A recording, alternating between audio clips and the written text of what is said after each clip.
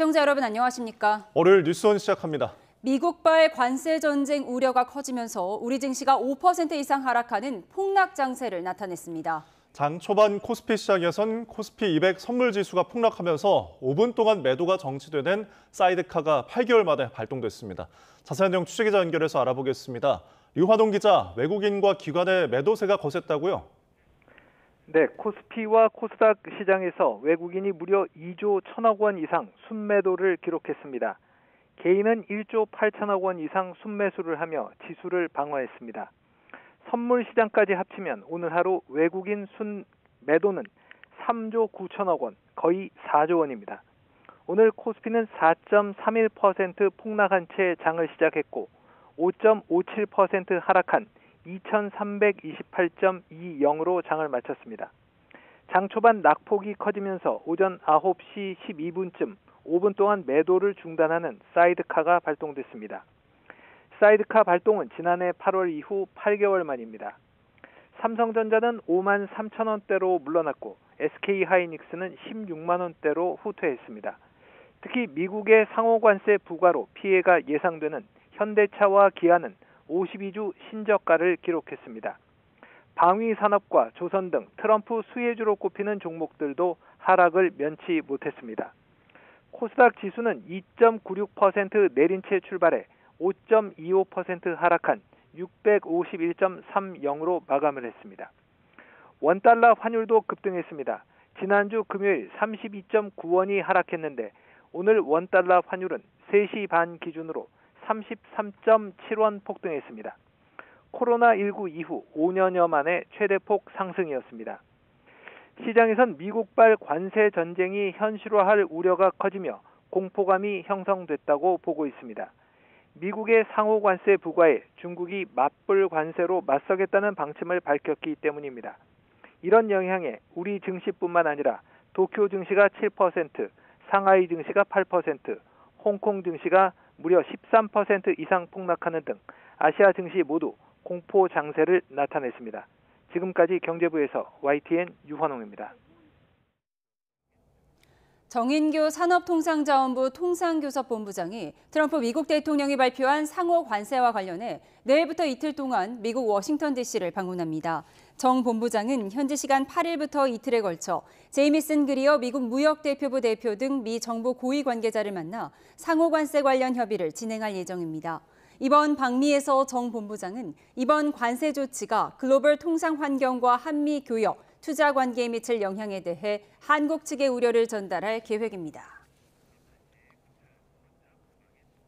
최상목 부총리 겸 기획재정부 장관은 오늘 대외관계 장관 간담회를 열어 미국 상호관세 발표 이후 주요국 정부 대응 동향을 살피고 통상교섭본부장 방미에 앞서 우리의 대응 전략을 점검했습니다. 이 자리에서 최상목 부총리는 거시경제 전반에 대한 영향을 분석하고 시급 부문에 대한 지원 방안을 마련해 나갈 필요가 있다고 강조했다고 기획재정부는 전했습니다. 네, 또 산불 소식이 있어 걱정입니다. 경남 하동군 옥종면에서 산불이 나 산림당국이 진화 작업을 벌이고 있습니다. 네, 얼마 전 산불이 났다가 꺼진 지역인데요. 취재기자 연결해서 자세히 알아보겠습니다. 박종혁 기자, 산불 2단계가 발령되었다는데 현재 상황 어떻습니까? 네, 경남 하동군 옥종면 회신리의 산에서 산불이 났는데요. 발생 시각은 낮 12시 6분쯤입니다. 산림당국은 오후 3시 30분을 기해서 산불 2단계를 발령했습니다. 산불 2단계는 30헥타르 이상 산불 피해가 예상될 때 발령됩니다. 현재 산림당국은 헬기 21대와 장비 37대를 동원해 불을 끄고 있습니다. 또 인력도 진화대와 공무원 등 390여 명이 현장에 투입됐습니다. 현재 산불 영향 구역은 47.5헥타르로 전체 불의 길이는 4.9km입니다. 이 가운데 완료된 지역이 1.9km이고 현재 남아있는 게 3km입니다. 그래서 현재 진화율은 40%를 보이고 있습니다. 이 불이 난 곳 인근에는 하동 자연휴양림이 있어서 이 피해가 예상되기도 합니다. 오늘 산불로 70대 남성이 화상을 입어서 병원으로 옮겨졌는데요. 산림당국은 이 남성이 예초기를 쓰는 과정에서 불이 난 것으로 보고 있습니다. 현재 하동군은 회신마을과 양지마을 등 인근 주민에게 옥천광과 옥종고등학교로 대피령을 내렸습니다. 오늘 산불이 난 곳은 지난달 20일에 발생한 산청 산불의 피해 지역과 가깝습니다. 지금까지 경남치해본부에서 YTN 박종혁입니다. 정치권은 본격 조기 대선 국면으로 접어들고 있습니다. 오늘 당 선관위를 출범시킨 국민의힘은 이번 대선이 이재명 대표 심판 선거가 될 거라고 주장했고, 민주당은 조기 대선의 원인이 된 정당이 후보를 낼 자격이 없다고 맞받았습니다. 국회 취재기자 연결합니다. 황보혜경 기자. 네, 국회입니다. 네, 국민의힘이 조기 대선 체제 정비에 속도를 내고 있죠. 네, 국민의힘은 오늘 비상대책위원회의에서 대선 경선을 관리할 선거관리위원장에 황우여 전 비대위원장을 임명했습니다. 황 전 위원장이 5선 의원 출신으로 내부 사정을 잘 아는 데다 공정성과 객관성을 담보할 적임자라는 설명입니다.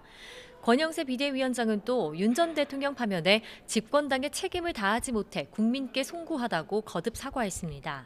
다만 8개 사건에서 재판을 받는 이재명 대표의 사법 리스크를 고리로 이번 탄핵으로 면죄부가 주어진 게 아니라고 역공을 펼쳤습니다. 직접 들어보시겠습니다.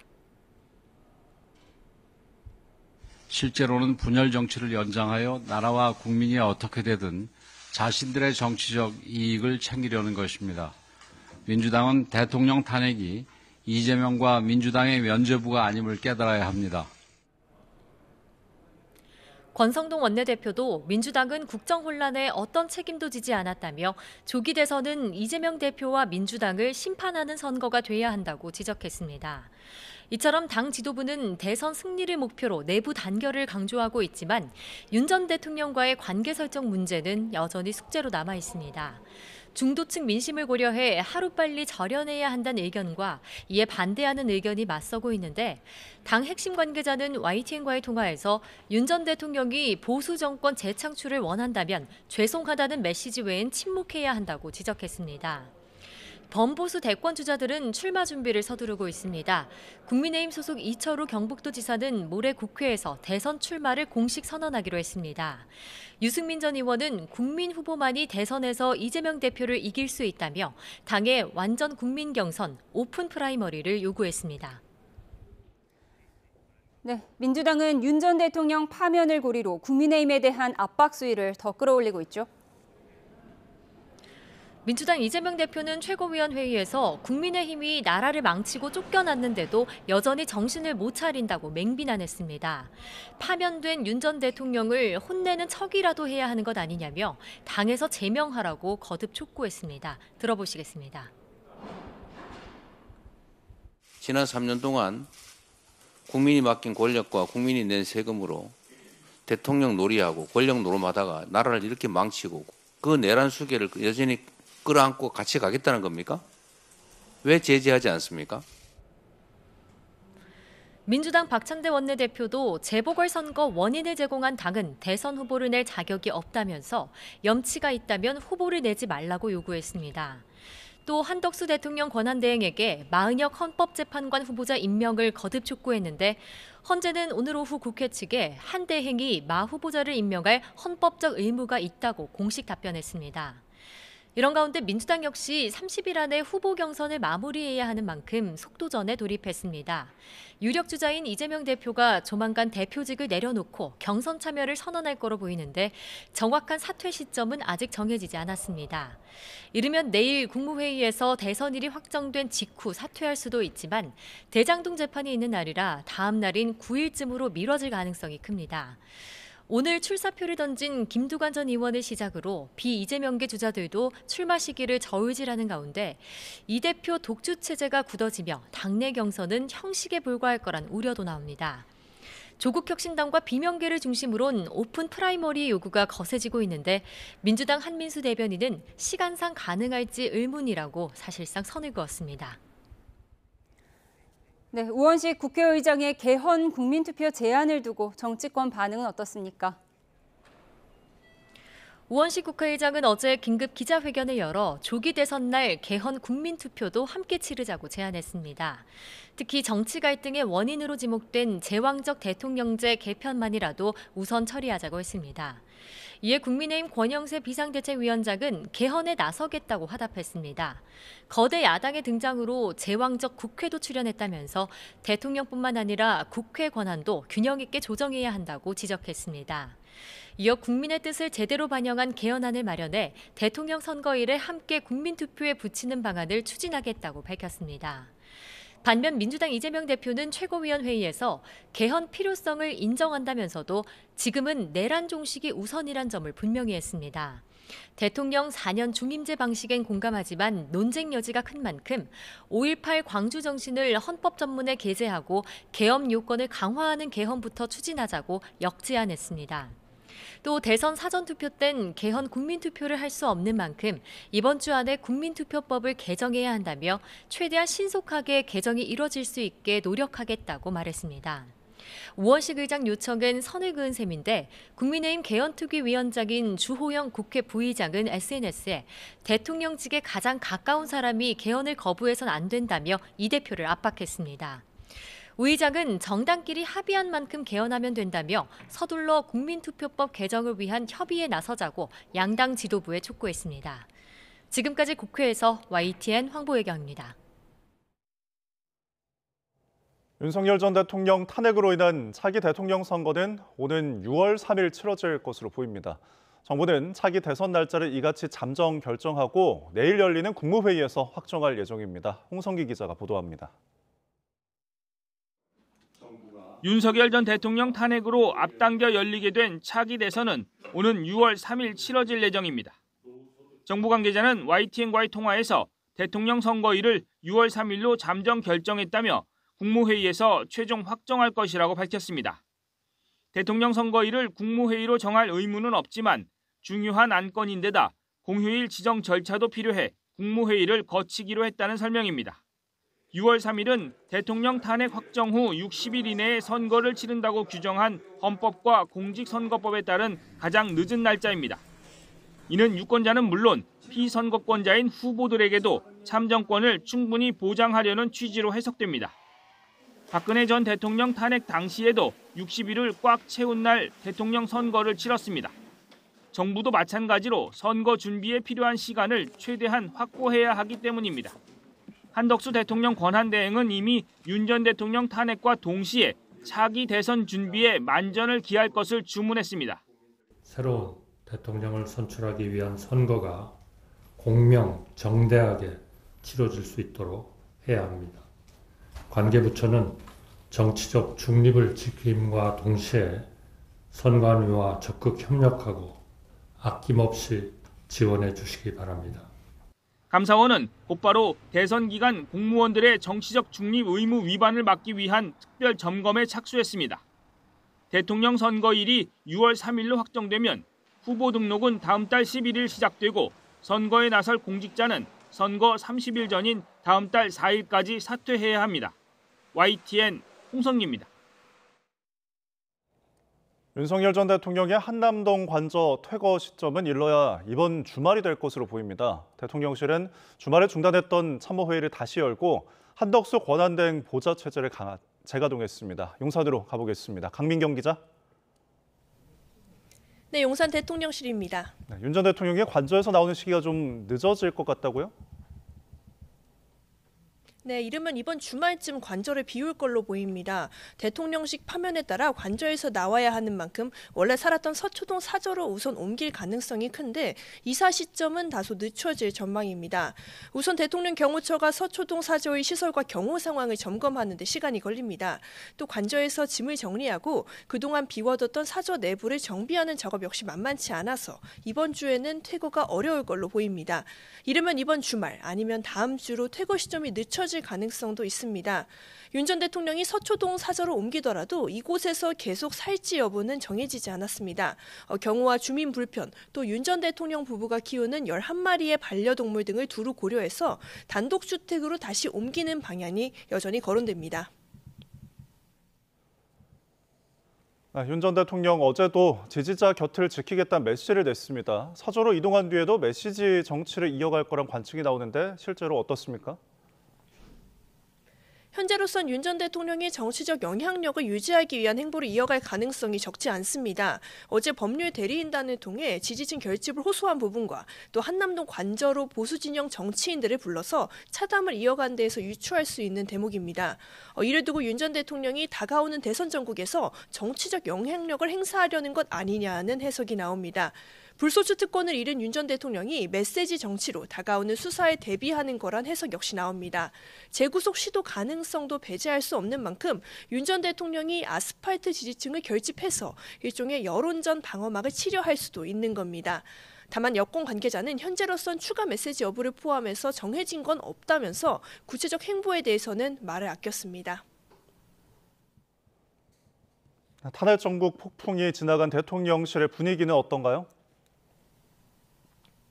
파면의 충격에서 완전히 벗어나지 못한 모습이지만 업무 정상화의 움직임은 관측됩니다. 정진석 비서실장도 오늘은 수석 비서관 회의를 재가동했고요. 직원들도 대다수 정상 출근한 모습이었습니다. 그간 탄핵 기각이나 각하를 바라며 물밑 준비를 해왔던 만큼 후유증은 남아있지만 대통령실은 이제 조기 대선 기간 한덕수 대행 보좌 체제로 완전히 전환할 걸로 보입니다.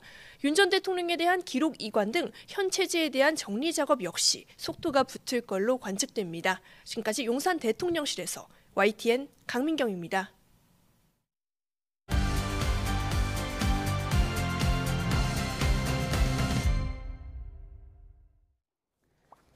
정치의 겉과 속을 들여다보는 정치온 시작합니다. 오늘은 배종찬 인사이트K 연구소장, 이준우 국민의힘 대변인, 전용기 민주당 의원 이렇게 세 분과 함께 조기 대선 전국 상황과 앞으로의 전망까지 분석해 보겠습니다. 세 분 어서 오세요.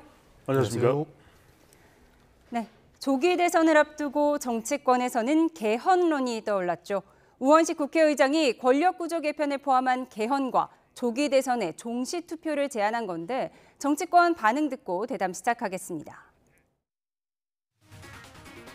개헌 얘기 지금 또 하고 있습니다. 제가 전에 말씀드렸습니다. 개헌 필요하죠. 민주주의 파괴를 막는 것이 중요합니다. 민주주의 발전시키는 것도 중요합니다. 그러나 지금 당장은 민주주의의 파괴를 막는 것이 훨씬 더 긴급하고 중요합니다.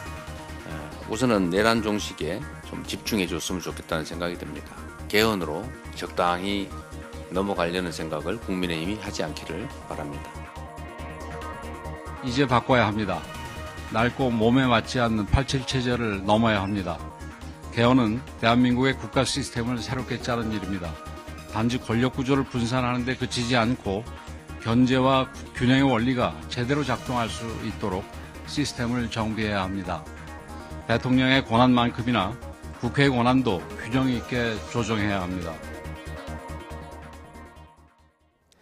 네, 우원식 의장이 어제 제안하기에 앞서서 각 당 지도부와 여러 차례 논의가 있었다고 했는데 오늘 이재명 대표의 말을 보면 우 의장의 제안을 사실상 거절한 것으로 보이는데요. 어떤 배경이죠? 기본적으로 개헌을 해야 된다라고 하는 그 당위성에 대해서 반대할 인물은 없을 것 같습니다. 그리고 우원식 의장께서 지속적으로 여야 지도부를 만나서 개헌이 필요하다라는 말씀을 하셨던 것에 대해서 그것을 부정하거나 이렇게 반대하는 의견이 없었다라는 것이 지금 당장에 탄핵이 있은 지 이틀 3일 만에 개헌을 다시 한번 꺼낸다라는 것과는 조금 다른 말씀이다. 저는 그렇게 받아들였습니다. 그렇기 때문에 지속적으로 이야기했던 개헌과 지금 당장의 시급한 과제로의 개헌은 약간의 다른 맥락이 있지 않나 이렇게 점칠 수 있을 것 같습니다. 사실 윤석열 정부 들어서고 나서 대한민국의 시스템이 굉장히 많이 붕괴됐다는 느낌을 받고 있습니다. 실제로 국민들도 그렇게 많이 느끼고 있다고 해도 과언이 아닌데요.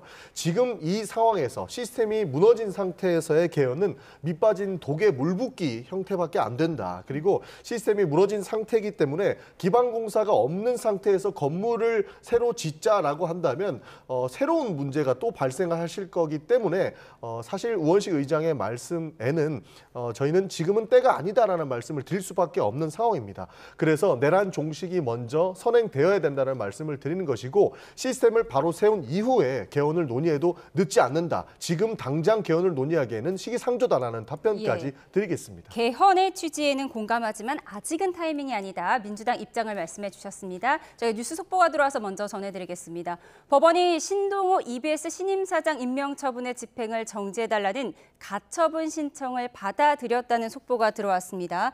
서울행정법원은 오늘 김유열 전 사장이 이진숙 방통위원장을 상대로 낸 집행정지 신청을 인용했습니다. 법원은 본안 사건인 EBS 사장 임명 무효 확인 사건의 판결 선고일로부터 30일이 되는 날까지 신 사장의 임명 처분의 효력을 정지하도록 했습니다. 재판부는 방통위법이 방통위 회의체에서 이루어지는 의사결정이 실질적으로 기능하는 다수결의 원칙에 따라 이루어질 것을 전제하고 있다고 판시했는데요. 이어서 이진숙 위원장 등 2명의 제적위원이 신동호 사장 임명을 심의 의결했는데 이 처분에 절차적 하자가 없다는 점이 충분히 소명됐다고 보긴 부족하다는 이유를 들었습니다. 다만 재판부는 이번 효력 정지로 인해서 2인 체제로 운영되는 방통위가 행한 모든 처분의 효력이 무효가 된다고 단정할 순 없다고 덧붙였습니다. 네, 더 자세한 소식은 들어오는 대로 추가로 전해드리도록 하겠습니다. 네, 우원식 의장이 어제 발표한 개헌론에 대한 이야기를 하고 있었습니다. 실제로 이재명 민주당 대표도 지난 대선 직전에 4년 중임제와 국무총리 국회 추천제 등 개헌 구성을 밝힌 적이 있었잖아요. 그럼 그때와 지금이 어떤 게 다르다고 보세요? 그렇습니다. 그래서 많은 국민들이 이제 민주당, 특히 이재명 대표가 말하고 있는 개헌에 대한 논의가 시기가 이르다라는 그 말에 동의를 할 수 없을 거라고 봅니다.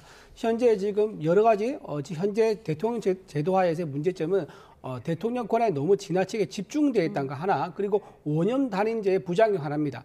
5년 내에 대통령이 모든 성과를 끝내려고 하고 약속했던 공약을 지키려 하다 보니까 오히려 부작용이 더 많다. 그래서 5년 단임제 문제를 4년 중임제로 바꾸고 대통령 권한을 분산시키는 나누는 분권형 개헌이 필요하다는 게 많은 이제 분들의 의견이었죠. 그리고 여기에 대해서는 야당도 처음에는 같이 의견했었고요. 국회의장이 여기에 동조를 하는 것은 아마 처음인 걸로 알고 있는데 국회의장까지 나서서 개헌을 하자고 하는데 지금 이재명 대표가 반대한다. 제가 보기에는 이재명 대표가 현재 있는 대통령의 권한 5년을 그대로 대통령 권한을 가지고 있고 현재 있던 대통령의 그 영향력을 유지하려는 의도가 아니겠느냐라는 생각이 좀 듭니다.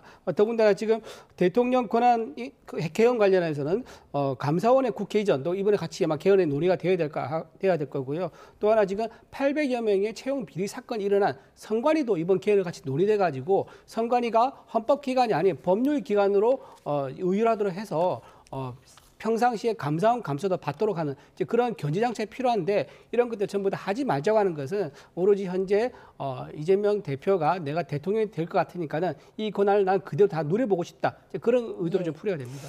소장님, 지난 대선 때는 아무래도 이재명 후보와 윤석열 후보가 박빙이었고 지금은 뭔가 이재명 대표가 단도직입적인 1위를 달리고 있으니까 개헌에 대한 입장이 조금 바뀌었다. 이런 분석도 있던데요. 어떻게 보세요? 그렇게 볼 수도 있죠. 또 아닌 부분도 있습니다. 왜냐하면은 지금 이제 대선이 2달도 채 남지 않은데 개헌이라고 하는 중대한 의제를 바쁘게 논의하는 것도 그 바람직하지 않을 수 있습니다. 하지만 이제 여기서 중요한 것은 뭐냐면 이렇게 짧은 시간 내에 급하게 또 조급하게 또 날림으로 논의하는 이것은 문제가 있을 수 있습니다. 그리고 이재명 대표의 경우에는 시선이 분산되는 게 달갑지 않을 수 있습니다. 내란 종식 쪽에도 초점이 맞춰지는 것을 원할 수 있는 것이고 국민의힘이 주도하면 쉽지 않은데 우원식 국회의장이 이야기를 하니까 이때다 싶을 수 있습니다. 그렇다면 여기서 저는 이건 어떻습니까? 그럼 시간이 많을 때는 우리가 개헌 국회에서 심사숙고했습니까?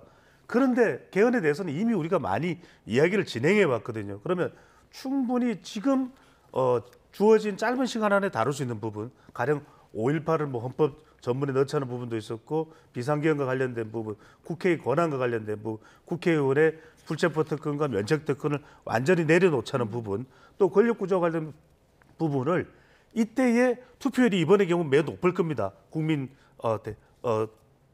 대선 투표율이요. 예. 그럼 이때 물어보자 이거예요. 국민들에게 의견을 물어봐서 국민들 다수가 선택하는 내용에 대해서는 집중 검토해서 개헌 내용으로 받아들이자. 그러면 충분히 적용될 수. 임기 단축 같은 내용은 넣을 필요도 없어요. 그건 누가 받아들이겠습니까? 정치적으로 생각할 수 있는 할 수 있는 범위에 대해서 국민들의 의사를 제대로 한번 물어보자. 그걸 부인하지는 못할 겁니다. 전 의원님 반론이 있으세요? 그렇죠. 사실 이재명 대표가 당선이 될 것 같으니까 이렇게 개헌 안 하려고 하는 것 아니냐라고 하는 것은 저희는 억지라고 생각을 합니다. 사실 이제 60일도 안 남았습니다. 조기 대선이 이루어질 텐데 제대로 된 실질적인 개헌이 되겠는가 이 지점을 봐야 될 것 같아요.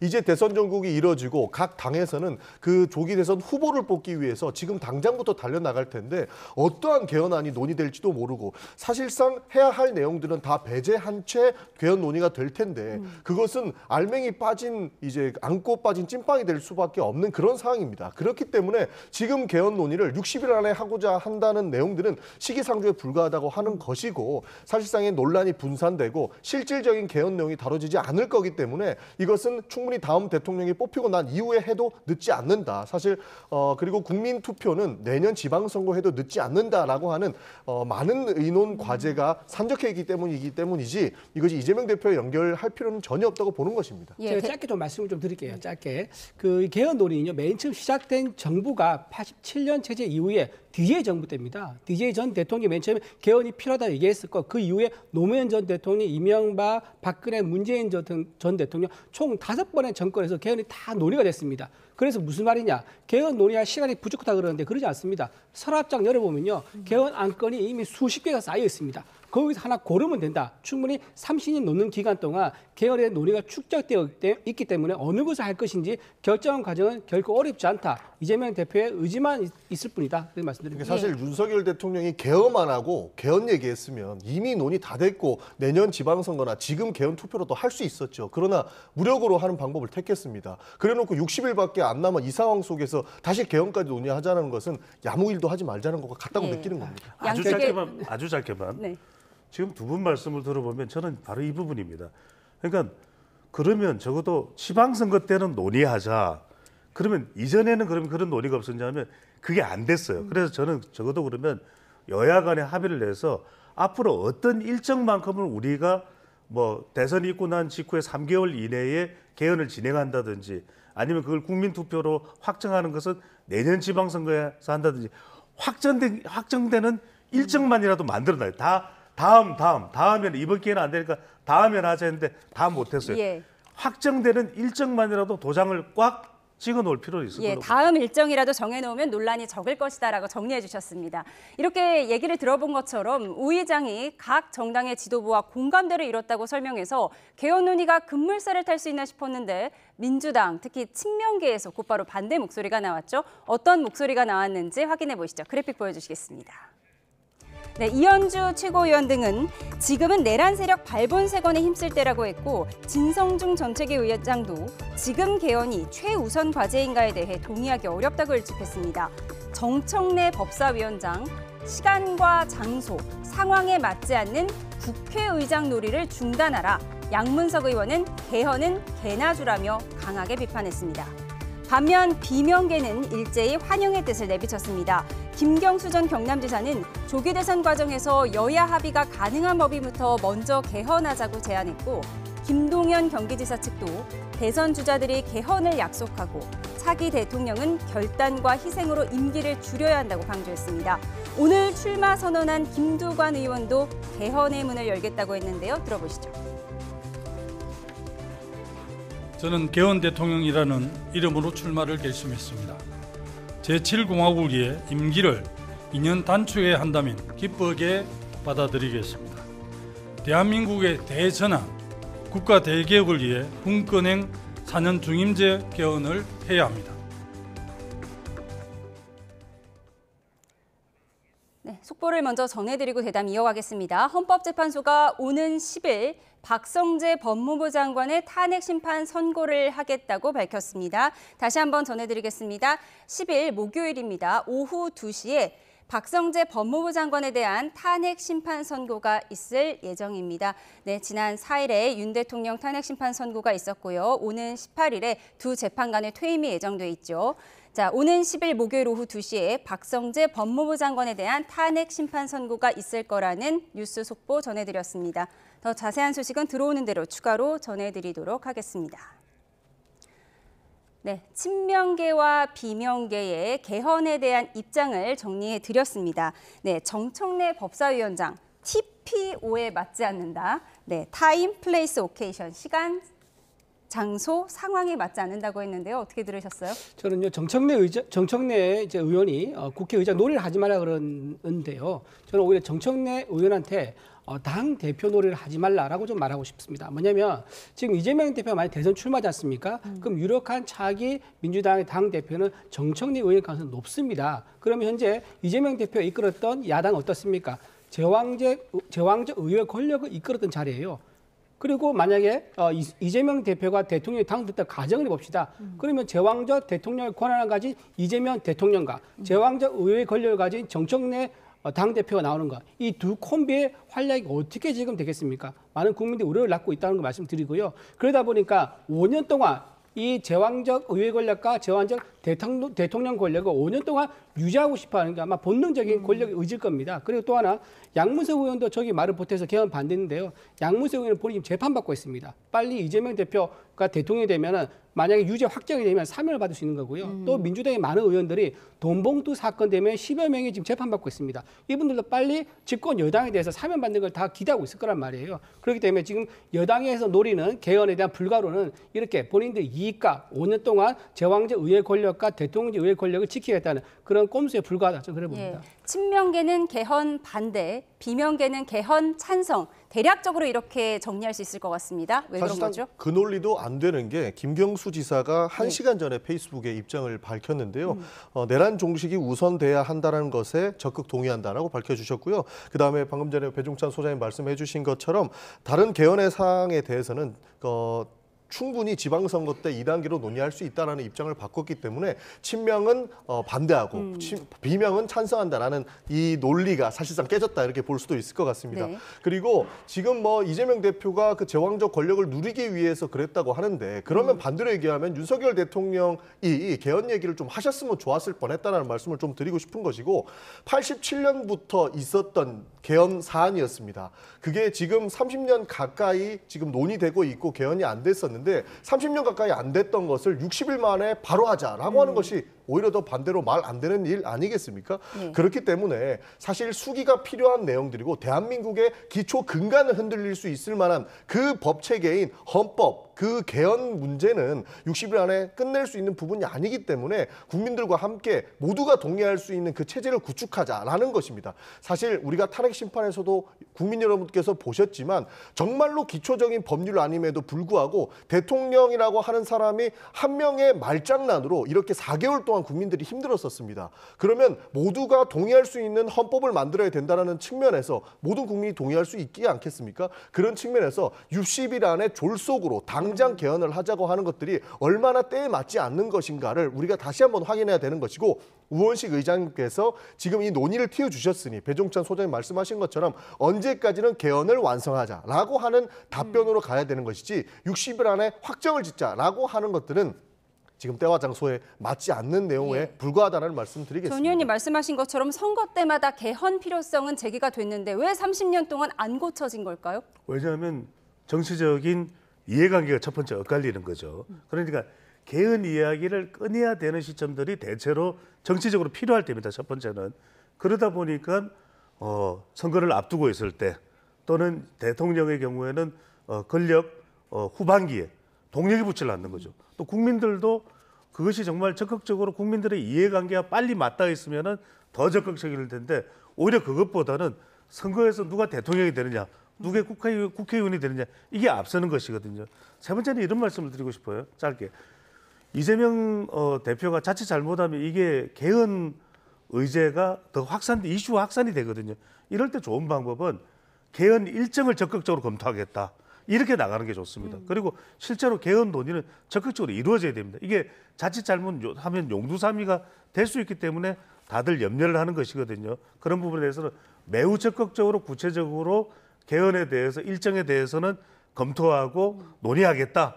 이렇게 나가는 방향을 취하는 것이 더 효과적인 방법이 될 수 있습니다. 보태서 말씀드리면 30년 동안 이게 제대로 진전이 안 된 이유가 뭐냐면요.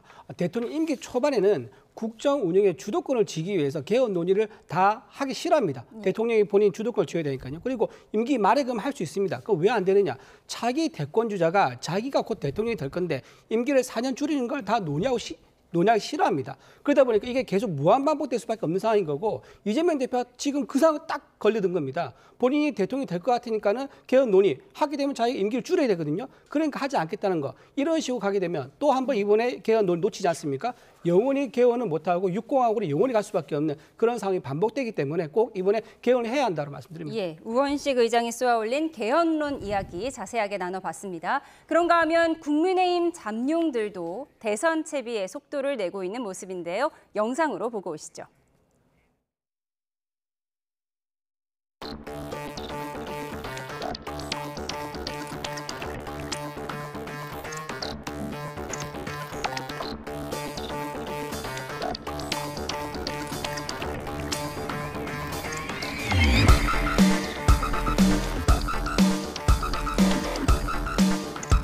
그런 배신자는 난 싫어요.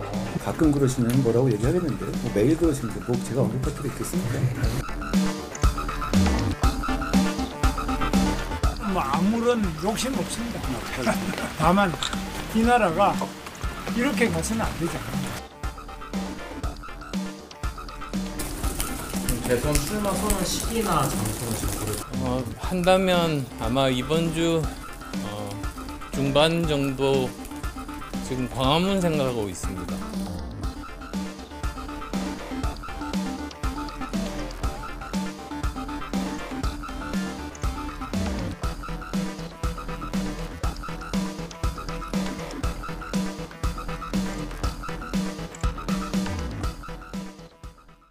춘추 잠룡 시대가 개막됐습니다. 국민의힘의 경우 현재 예비 후보만 10명이 훌쩍 넘을 것으로 예상되는데요. 지지층과 확장성 두 마리 토끼를 모두 가져가야 할 텐데 지금 상황이 어떻습니까? 지금 우리 국민의힘에서는요 민주당보다는 훨씬 더 인재풀이 많습니다. 대선 후보가 이미 준비되셨던 분들, 검증된 분들이 많은 상황이고요. 민주당에서는 지금 이재명 대표가 일극처리를 유지하고 있지 않습니까? 비명 행사를 해가지고 감히 이재명 대표에 도전할 사람이 없는 것 같아요. 그래서 이재명 대표가 이끄는 민주당에서 경선은 아마도 이재명 혼자 단독 콘서트가 되지 않을까. 물론 이제 뒤에 백댄서라든가 코러스가 필요하겠죠. 그러다 보니까 몇 명은 뒤에 들러리 서겠지만 이미 답은 정해져 있다. 대명 이런 상황인 것 같고요. 대신에 국민의힘에서는 많은 인재들이 모여서 경선을 하기 때문에 아마도 컨벤션 효과가 상당히 있을 겁니다. 그래서 국민의힘에서 경선을 하면서 왜 반 이재명으로 깃발 아래 모여야 하는지 그 논의가 되고 또 개헌 논의가 좀 더 진전이 되면서 아마도 중도층과 무당층의 상당한 지지율을 끌어오지 않을까 저희는 그렇게 생각합니다. 예, 컨벤션 효과가 있을 것이라고 했어요. 민주당에서는 어떻게 보고 계세요? 오히려 컨벤션 효과가 이재명 대표한테 가지 않을까 하는 기대감도 있습니다. 국민의힘 컨벤션 효과가요? 국민의힘 경선일 텐데 분명히 네. 국민의힘에서 얼마나 대단한 대통령 후보가 나올지를 보는 대선일 텐데 네. 모든 후보가 이재명은 안 된다, 이재명은 막아야 된다 이 얘기만 할 것 아닙니까? 그러니까 원래 보통 경선에서는 자기가 어떠한 비전이 있고 어떠한 역할을 할 수 있기 때문에 내가 대통령 후보가 되어야 된다라고 이야기를 해야 되는데 국민의힘 대선 경선은 뻔하게 이재명 대표를 막기 위해서는 본인이 후보가 되어야 된다라고 이야기를 할 거기 때문에 민주당 경선은 사실상 필요도 없이 국민의힘 경선만으로도 그 컨벤션 효과는 국민의힘에 갈 게 아니라 이재명 대표의 리더십을 더 공고하게 만들어주는 그런 상태를 만들지 않을까 저는 조심스럽게 추측해봅니다. 오히려 민주당이 덕을 볼 것이다 라고 희망하셨습니다. 그런데 홍준표 대구시장이 대선을 마지막 꿈이라고 표현하면서 오는 11일에 시장직을 사퇴할 예정이라고 합니다. 소장님, 이 탄핵 반대하다가 모두 전환이 너무 빠른 것 아니냐 이런 얘기도 나오거든요. 왜냐하면 조기 대선이기 때문에 시간이 없습니다. 그러니까 빠른 시간 내에 두 달이니 이제 두 달도 안 남았죠.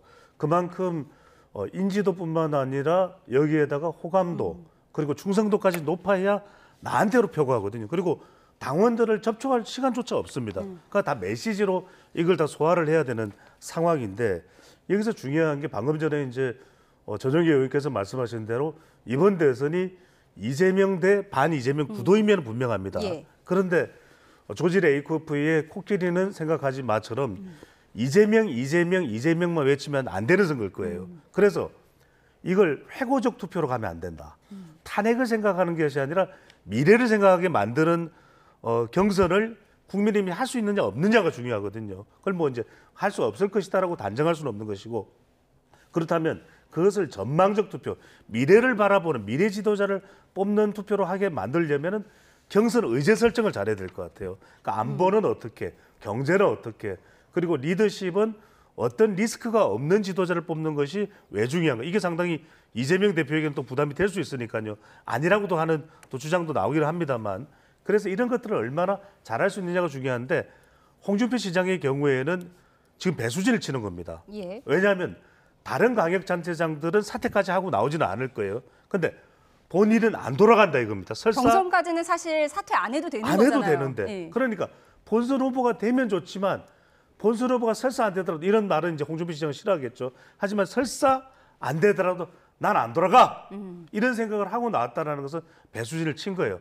그만큼 그 배수진을 친 것에 대해서 당원들의 평가, 또 국민 여론조사에 좀 긍정적으로 작동하지 않겠느냐. 이 의중이 담겨 있는 거죠. 예. 그리고 관심이 또 어쨌든 여론조사 1위를 나타내고 있는 보수 진영에서요. 김문수 장관인데 어제는 나는 욕심이 없다. 다만 나라가 이렇게 가서는 안 된다. 그렇게 얘기를 했고 오늘 기자회견에서는 검토 중이고 대선 출마에 대해서 정해진 게 없다라고 말을 아꼈거든요. 속내는 어떻습니까? 아마 지금 각종 여론조사에서 김문수 장관에 대한 지지도가 높은 상황이기 때문에 본인이 별 생각이 없더라도 민심의 바다에서 아마 띄워주는 그런 형국인 것 같습니다. 뭔가 지지율을 보면 없던 생각도 들 수가 있겠죠. 그럼요. 예, 없던 생각 다시 드는 거고 또 본인이 생각하고 있더라도 지지율 낮으면 또 못 나오는 게 또 선거 아니겠습니까? 그렇기 때문에 김문수 장관에 대한 지지율이 과연 계속 유지될 것인가? 그리고 본 대선 경쟁에 갔을 때 확장성이 있을 것인가? 여기에 대해서 아마 좀 진지한 고민을 할 것 같고요. 저는 4월 4일 한국갤럽에서 나온 발표 여기서 굉장히 의미 있게 봤는데 생각하는데요. 가장 유력한 대선 주자 누구겠느냐 했는데 2위가 이재명 대표였습니다. 34%였죠. 1위가 누군지 아세요?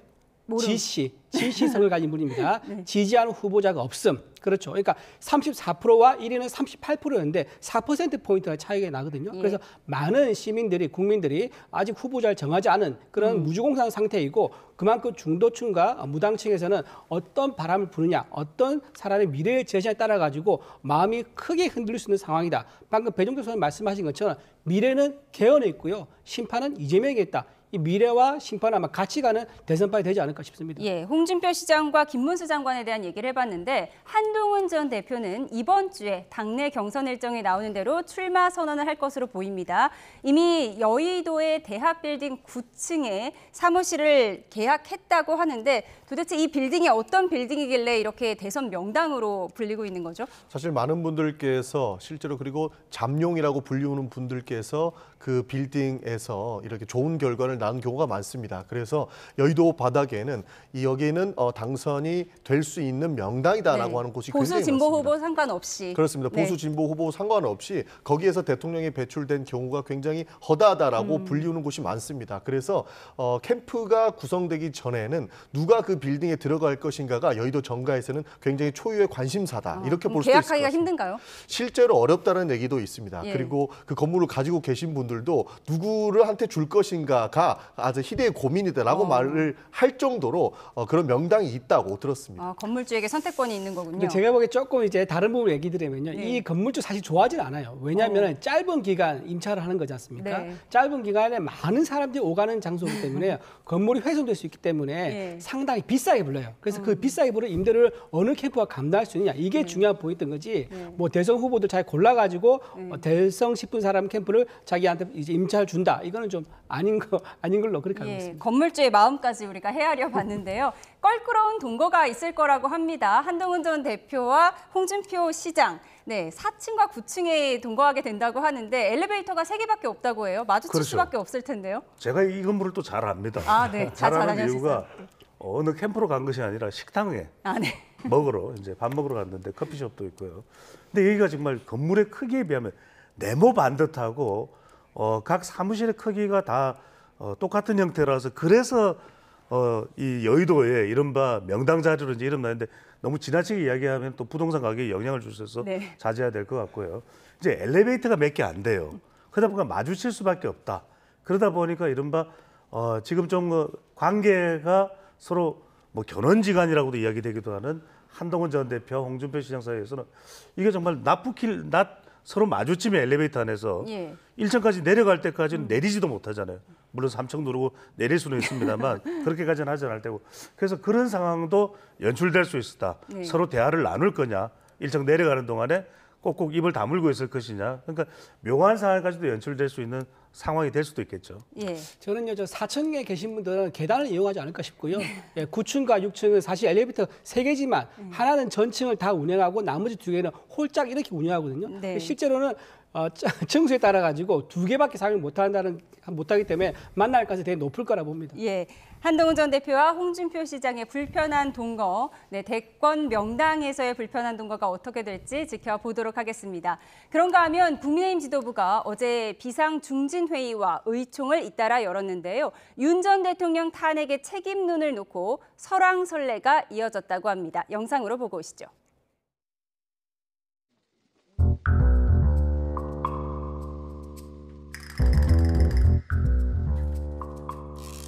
그 내용은 지금의 상황을 반성하는 것이 아니라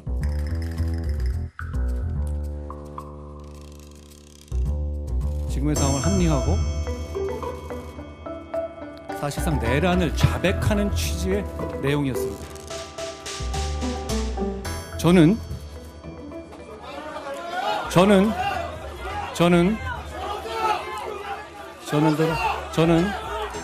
당론으로서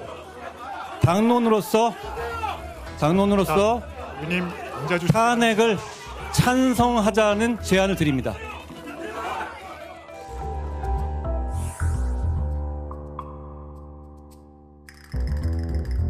승리를 위해서 가장 중요한 것이 당의 화합과 단결입니다.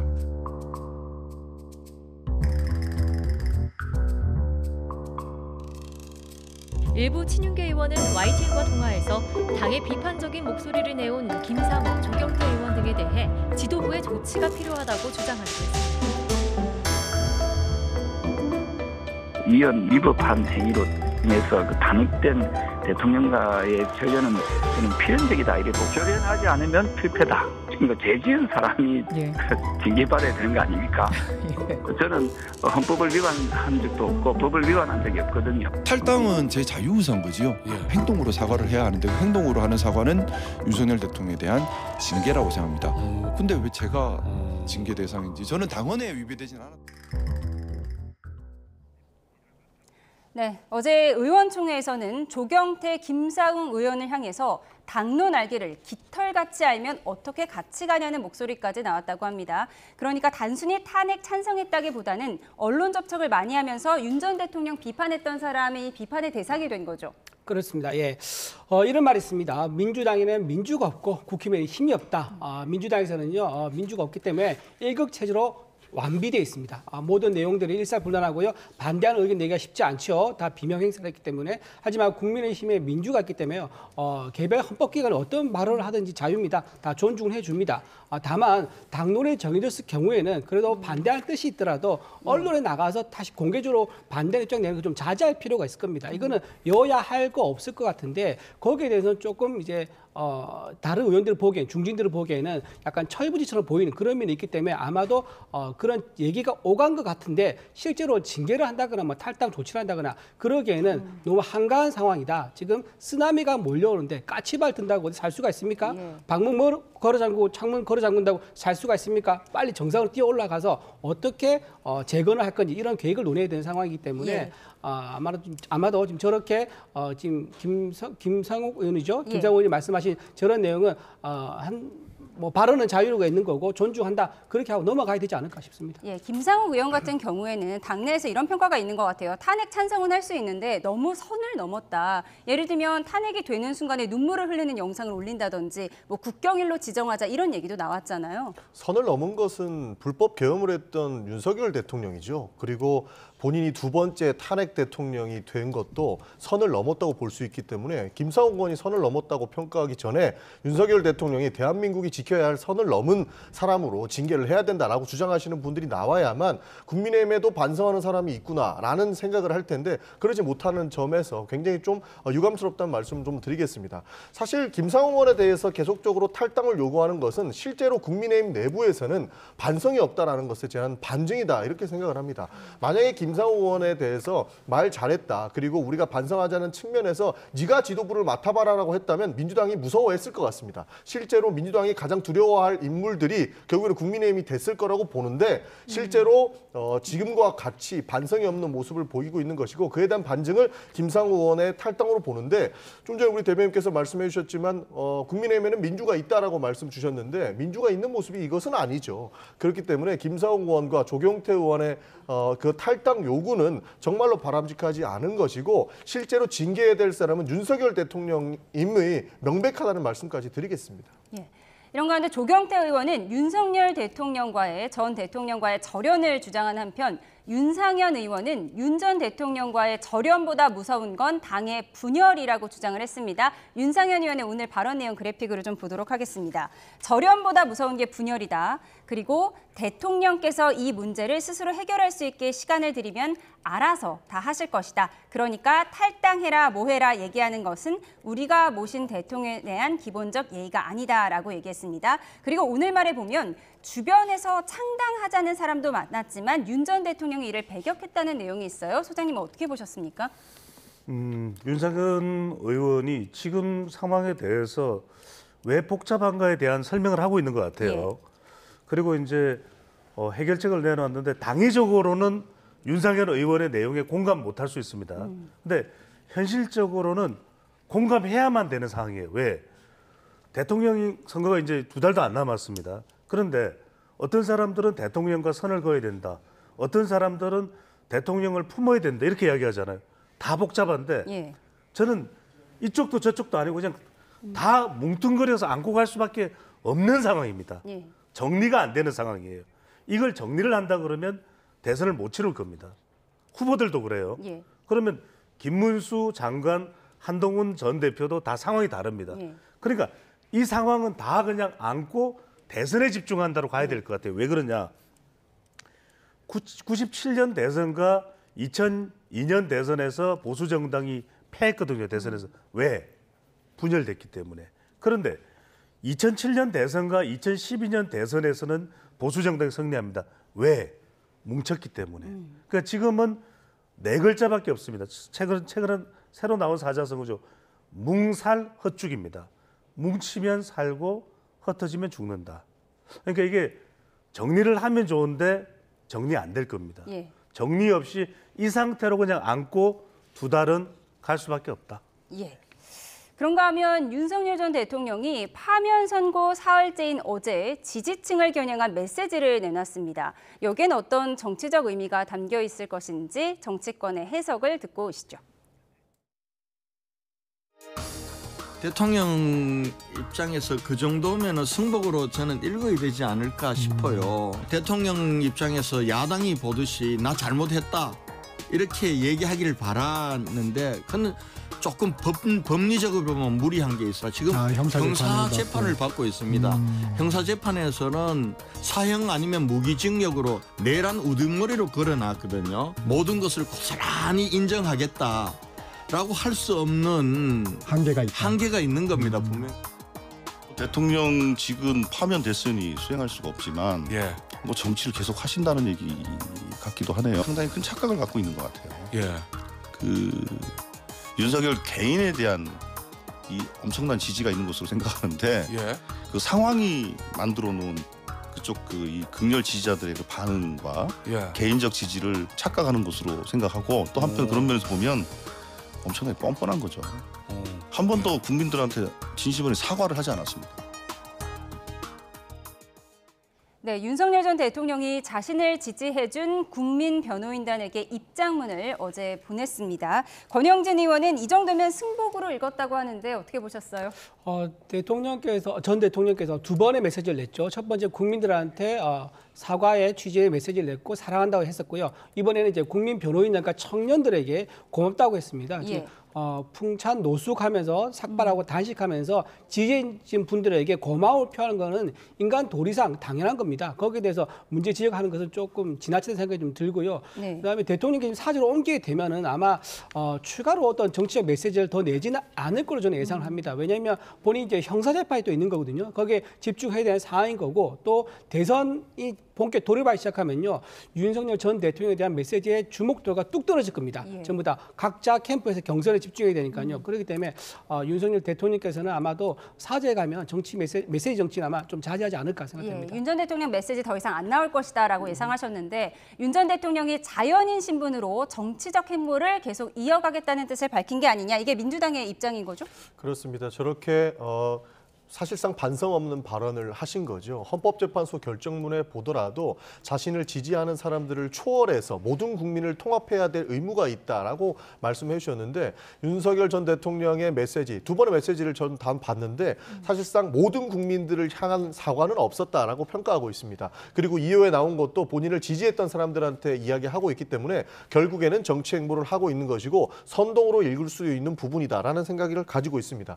그리고 저는 국민의힘에 서 굉장히 부적절한 말씀을 하신 것 같은데 윤석열 전 대통령이 본인의 형사재판 때문에 인정할 수 없는 것 아니냐, 그것은 당연한 것 아니냐라는 입장인 것 같은데 사실 자기 부하들은 다 감옥에 있습니다. 본인만 살아남는다고 해서 이 모든 게 해결될 문제입니까? 지금까지 우리가 봐왔던 것은 윤석열 전 대통령의 책상에는 모든 책임은 나에게 있다라고 그 팻말까지 올려놨어요. 그러나 정작 사건이 터지니까 본인만 살겠다고 하고 부하들을 다 사지로 내모는 이런 모습을 보고 있는 것을 보면 정말로 개탄을 금치 못한다는 말씀을 다시 한번 드릴 수밖에 없는 것이고요. 정치 활동을 재개하기 전에 본인은 모든 국민들에게 사과를 먼저 하셔야 된다는 말씀을 꼭 드리고 싶은 대통령 입장입니다. 탄핵과 대통령 메시지에 대한 분석을 자세하게 해봤는데 이 같은 메시지가 여론에는 어떤 영향을 줬을까요? 오늘 나온 리얼미터 여론조사 결과를 보겠습니다. 그래픽 보여주시죠. 조사 기간이 지난 2일에서 4일까지로 4일에 있었던 윤 전 대통령 탄핵 심판 결과가 일부만 반영됐다는 점을 말씀드립니다. 차기 대선 집권 세력 선호도, 집권 여당이 정권 연장 37%, 야권에 의한 정권 교체를 원한다는 응답이 56.9%로 나타났습니다. 이어서 정당 지지도 보겠습니다. 네, 민주당은 2.5%포인트 내려간 44.8%, 국민의힘은 0.4%포인트 내려간 35.7%를 기록했습니다. 이어서 탄핵 심판 선고 결과에 대한 국민 수용 의향을 물어봤습니다. 수용할 것이다 76.9%, 수용할 수 없다가 17.4%로 나타났는데요. 조금 자세히 보면 선고 전인 지난 2일에서 3일에는 수용 의사를 밝힌 응답자가 79.7%였는데 선고 이후에 71.2%로 8.5%포인트나 감소했습니다. 소장님, 이건 어떻게 해석해야 하죠? 그렇죠. 선거 결과에 대한 국민 수용 의향을 보면은 수용할 수 있다가 17.4%고 수용할 것이다가 수용할 수 없다가 17.4%이고 수용할 것이다가 76.9%로 매우 높죠, 그죠? 근데 이걸 보면은 실제로 선거 결과에 대해서는 시간이 흐르면서는 점점 수용할 수밖에 없어요, 결과적으로. 그리고 앞서 소개를 해주신 그 두 정당 지지도와 또 그리고 차기 대권 집권 세력 선호도를 보면 이미 대선 모드로 들어가 있어요. 대선 모드로 들어가 있기 때문에 시간이 지나면서 받아들일 수밖에 없는데 그걸 인위적으로 그러면은 윤심을 사라지게 할 수 있냐? 그건 어려워요. 그러니까 자연스럽게 시간이 지나면서 대통령의 이 영향력, 이른바 윤심이라고 하는 것이 사라질 수밖에 없는데 결국 변곡점은 대선의 결과일 겁니다. 일부에서는 이제 대선 이후에 전당대회까지 영향을 주는 거 아니냐 합니다. 그때는 이제 또 당 내에서의 판단이 또 달라질 수가 있는 상황이기 때문에 바야흐로 지금의 여론조사 결과를 보면은 대선 모드로 접어들었다. 이렇게 볼 수 있습니다. 이게 지금 탄핵 심판 결과가 조사 기간 3일 중에 하루 포함된 거잖아요. 그럼 이제 앞으로 발표될 여론조사는 탄핵 심판 결과가 완전히 반영이 될 텐데 그럼 어떤 변화가 있을 걸로 보세요? 그렇죠. 이제 탄핵 선고 결과가 반영되면 아무래도 탄핵 정국 이후에 이어지는 대선 국면에서도 조금 그 영향은 민주당의 정치적 반사기로 갈 수도 있습니다. 하지만 이제 구도가 중요하겠죠. 계속 탄핵 모드로 대선이 가느냐, 아니면 앞서 말씀드린 대로 이재명 대표 중심으로 대선 모드가 가느냐, 전개되느냐, 변화되느냐, 이 부분이 보다 더 중요할 것으로 보입니다. 향후 여론의 흐름까지 예상해봤습니다. 지금까지 배종찬 인사이트K 연구소장, 이준우 국민의힘 대변인, 전용기 민주당 의원 세 분과 함께했습니다. 고맙습니다. 감사합니다. 네.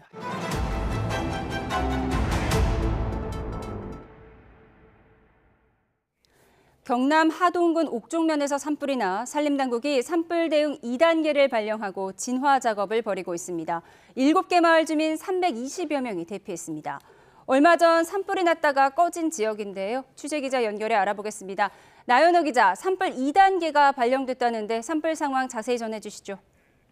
네, 경남 하동군 옥종면 회신리의 산에서 불이 났습니다. 발생 시각은 낮 12시 5분쯤인데요. 산림당국은 오후 1시 45분 산불 1단계에 이어 오후 3시 반에는 2단계를 발령했습니다. 산불 2단계는 30헥타르 이상 산불 피해가 예상될 때 발령됩니다. 산림당국은 헬기 21대와 장비 37대를 동원해서 불을 끄고 있습니다.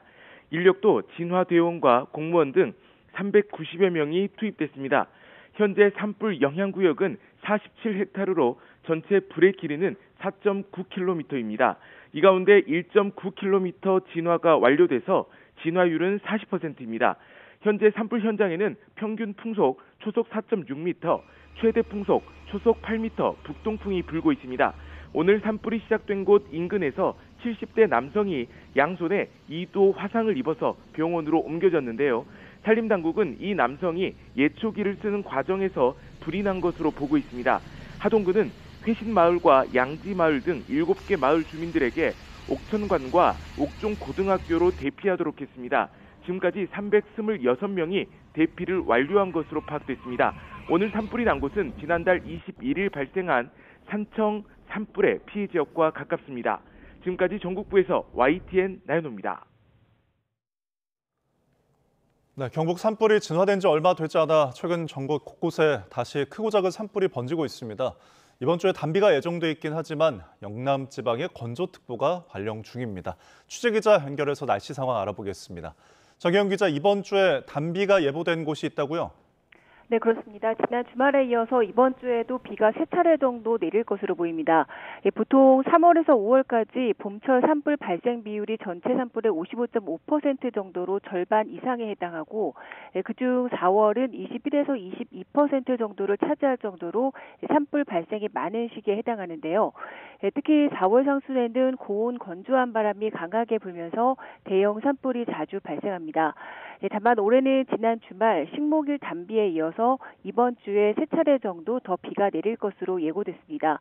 우선 오늘 밤사이 중부지방에 5mm가량의 비가 온 뒤에 수요일과 주말에도 전국에 봄비치고는 다소 많은 비가 내릴 가능성이 있습니다. 다만 현재 울산과 대구, 포항, 밀양 등의 건조특보가 또 동해안에는 강풍주의보가 발효 중에 있습니다. 비가 내리기 전까지는 건조한 날씨가 이어질 것으로 보이기 때문에 지속적으로 주의가 필요한데요. 특히 하동 산불이 대응 2단계로 상향된 가운데 이 지역은 오늘 밤사이에도 비 예보가 없기 때문에 더 주의가 필요합니다. 또 비가 지난 뒤에 5월까지는 건조한 날씨 속에 산불 위험이 더 커질 것으로 전망됩니다. 국립산림과학원에서 전망한 5월까지 산불 발생 위험 예측 결과에 의하면 앞으로 경남 해안과 영동 북부 일부를 제외한 전국이 높음 수준에 해당합니다. 특히 상위 배분율 23.1%로 분석돼 최근 39년 내 역대 9위 수준에 해당합니다. 비가 잦지만 단비 효과는 5mm의 비는 단 하루, 또 10mm의 비는 이틀 정도에 불과합니다. 건조한 강풍이 부는 봄철에는 불씨 관리에 대한 경계를 늦추지 마시기 바랍니다. 지금까지 과학기상부에서 YTN 정혜윤입니다. 어제 대구 서변동 산불을 진화하던 임차 헬기가 추락해 기장이 숨진 사고의 원인을 밝히기 위해 관계 당국이 합동 감식에 나섰습니다. 국토교통부와 경찰, 대구 북구청 등은 오늘 오전 11시부터 사고 현장에서 기체 잔해를 살펴보는 등 감식을 진행하고 있습니다. 추락 헬기에는 기존 비행 기록 장치 대신 보조 기억 장치가 달려 있었고 사고 당시 불에 타 사라진 것으로 추정됩니다. 전남 여수 국가산업단지에 있는 화력발전소에 큰 불이 나 진화 작업 끝에 1시간 반 만에 꺼졌습니다. 오선열 기자가 보도합니다. 공장 건물에서 거센 불길이 치솟고 시꺼먼 연기가 쉴 새 없이 뿜어져 나옵니다. 화재 현장은 멀리서도 보일 만큼 온통 희뿌연 연기로 뒤덮였습니다. 화력발전소 굴뚝 쪽에가 불꽃이 이미 그 굴뚝 높이만큼 엄청 올라오고 있었어요. 창문을 열면 냄새가 쾌쾌한 냄새가 엄청 심하게 들어와가지고 머리가 어지러울 정도였었거든요. 전남 여수 국가산업단지에 있는 한국동서발전 화력발전소에서 오전 9시 반쯤 불이 났습니다. 다행히 폭발로 이어지진 않고 현장에 있던 작업자와 직원 16명도 긴급 대피해 인명피해는 나지 않았습니다. 불이 난 화력발전소 건물은 지난 2020년 노후화로 가동을 중단한 발전 시설입니다. 소방당국은 대응 1단계를 발령하고 인력 185명과 장비 67대를 투입해 1시간 반 만에 진화했습니다. 불길은 폐쇄된 건물 3층 통로에서 해체 작업 중 발생한 것으로 파악됐습니다. 타랑동 3층 안전통로에서 철골 해체 작업 중에 필터인 합성수지에서 화재가 발생했습니다. 차후에 또 재발화가 되지 않도록 안전조치를 할 예정입니다. 소방당국은 철골 안전작업과 함께 정확한 화재 원인과 피해 규모를 조사하고 있습니다. YTN 오선열입니다. 지난 2월 작업자 6명이 숨진 부산 반얀트리 리조트 화재 당시 스프링클러가 작동 불능 상태였다는 경찰의 수사 결과가 나왔습니다. 경찰은 인허가에도 문제가 있었다고 보고 공무원들을 상대로 수사를 확대했습니다. 차상은 기자입니다. 실내 공사가 한창인 리조트에 연기가 퍼집니다. 얼마 지나지 않아 연기가 내부를 모두 가리고 작업자들은 하던 일을 멈추고 대피합니다. 지난 2월 6명 목숨을 앗아간 부산 반얀트리 리조트 화재 당시 스프링클러가 작동하는 모습은 없었고 감식에서도 불능 상태였던 거로 드러났습니다. 소방용수가 공급됐거나 잠금 상태가 아니었다면 큰 불로 이어지지 않았을 거라는 게 경찰 판단입니다. 특히 지하 1층과 지상 1층에 설치된 스프링클러는 소방수를 공급하는 밸브가 미연결되었거나 수동으로 잠겨 있었기 때문에 제대로 작동하지 않은 것으로 보입니다. 불은 지상 1층 배관 절단과 용접 작업 중에 생긴 불티가 바닥에 뚫린 구멍으로 떨어져 지하 1층 배관 보온재에 옮겨 붙으면서 시작했다는 게 경찰 설명입니다. 작업자는 구멍을 방화포 등으로 막지 않았고 절차를 지키는지 감독해야 하는 화재 감시자나 안전관리자는 현장에 없었습니다. 경찰과 노동당국은 중대재해처벌법 위반 혐의 등으로 시공사 대표 2명을 포함한 6명을 구속했습니다. 사업장 전반의 안전보건 조치 및 안전보건 관리 체계를 점검하고 관리해야 할 경영 책임자 등은 그 의무를 이행하지 않았습니다. 노동당국은 시공사 다른 현장을 점검한 결과 마찬가지로 화재 예방 조치 등이 소홀한 거로 드러났다며 과태료 9,100만 원을 부과했습니다. 경찰은 리조트 인허가 절차에도 문제가 있다고 보고 관련 공무원들을 상대로 수사를 확대하고 있습니다. 앞서 경찰은 부산 기장군과 기장소방서 등을 압수수색하기도 했습니다. YTN 차상입니다. 윤석열 전 대통령이 탄핵 이후 나흘째 관저에 머물면서 사저 이동이 예상보다 늦어지고 있습니다. 서초동 주상복합 아파트로 옮겨야 하는데 무엇보다 경호 문제가 걸림돌이 되는 것으로 관측됩니다. 박근혜 전 대통령 시절 청와대에 근무했던 박관천 전 경정의 말부터 들어보시겠습니다. 일단은 전직 대통령은 한 담장 한 울타리 안에 대통령이 머무르시는 곳과 경호동이 같이 있어야 됩니다. 그리고 두 번째는 대통령이 머무르시는 곳도 그 안에 경호원이 들어가 있어야 되거든요. 그럼 경호원의 그 대기 장소와 대통령하고 영부인의 상황을 별도로 있어야 돼요. 사저와 경호동이 함께 있는지 떨어져 있는지는 보안상의 이유로 잘 알려지지 않았는데요. 과거 전두환 씨는 연희동 사저에서 수십 미터 떨어진 곳에 경호동을 두고 있었던 것으로 알려졌고요. 이명박 전 대통령 역시 논현동 사저에서 100m 안 거리에 경호동이 있던 것으로 전해졌습니다. 문재인 전 대통령도 평산마을에 있는 사저 건물 근처에 경호동이 위치한 것으로 알려졌습니다. 종합해보면 경호 인력이 상주하는 경호동 자체는 사저 울타리 밖이나 거리가 좀 떨어진 곳에 있는 경우가 많은 거죠. 경호동 외에 사저 건물 안에도 필수 경호 인력이 상주하겠죠. 정직 대통령 신변에 위협이 있다면 즉각이를 제지할 최소한의 인력인데요. 하지만 사저 내부는 전직 대통령 부부가 생활하는 공간인 만큼 경호 인력에 배당할 공간은 한정될 수밖에 없습니다. 윤석열 전 대통령에 대한 헌재 파면 결정 이후 온라인에서는 이른바 파면 정식 챌린지가 이어졌습니다. 파와 면을 결합한 언어 유희로 비롯된 파면 챌린지, 면 요리에 파를 곁들인 음식 인증샷이 잇따라 올라온 건데요. 화면 보시죠. 자, 보시는 것처럼 라면에 파를 넣고 잔치국수에 파를 올려서 파면 정식을 만드는가 하면 비빔국수나 볶음 우동, 심지어 파스타, 알리오 올리오에도 파를 넣어서 챌린지에 동참했습니다. 자, 이처럼 각양각색의 레시피로 파면 정식을 만들어 올린 누리꾼들, 음식 사진과 함께 이제 나라가 안정되길, 평안한 일생이 이어지길 바란다는 소망도 함께 전하기도 했습니다. 대통령 파면 결정을 이끈 문영배 헌법재판소장 권한대행에 대한 관심도 이어지고 있는데요. 대다수 법조인보다 적었던 재산도 다시 조명을 받고 있습니다. 헌법재판관들, 그러니까 그 기본 평균 재산이 제가 보니까 한 20억쯤 되는 것 같습니다. 근데 지금 후보자 재산을 보니까 6억 7,545만 원이에요. 또 27년 동안 법관 생활하셨는데 너무 가소한 거 아닌가? 제가 결혼할 때 다짐한 게 있습니다. 평균인의 삶에서 벗어나지 않아야 되겠다 생각했습니다. 최근 통계를 봤는데 평균 재산이 가구당 한 3억 남짓 되는 걸로 알고 있습니다. 제 재산은 한 4억 조금 못 되는데요. 평균 재산을 좀 넘어선 것 같아서 제가 좀 반성하고 있습니다. 적지 않은 재판관이 퇴직 후 변호사 생활로 막대한 수익을 올리죠. 문영배 당시 재판관 후보자는 공직 생활이 끝나도 영리를 위한 변호사 활동은 하지 않겠다고 했습니다. 저는 1965년 경남 하동군에서 가난한 농부의 3남 1녀 중 장남으로 태어났습니다.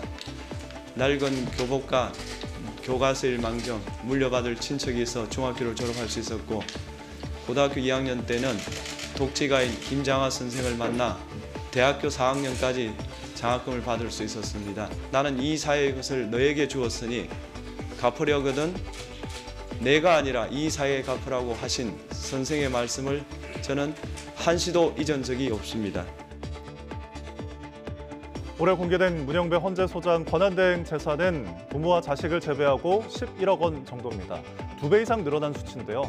헌법재판관 월급이 929만 원이니까 6년 동안 차곡차곡 모은 것이 아닌가 하는 관측도 있습니다. 오는 18일 퇴임 후 어떤 방식으로 평균인의 삶을 살아갈지 지켜보겠습니다.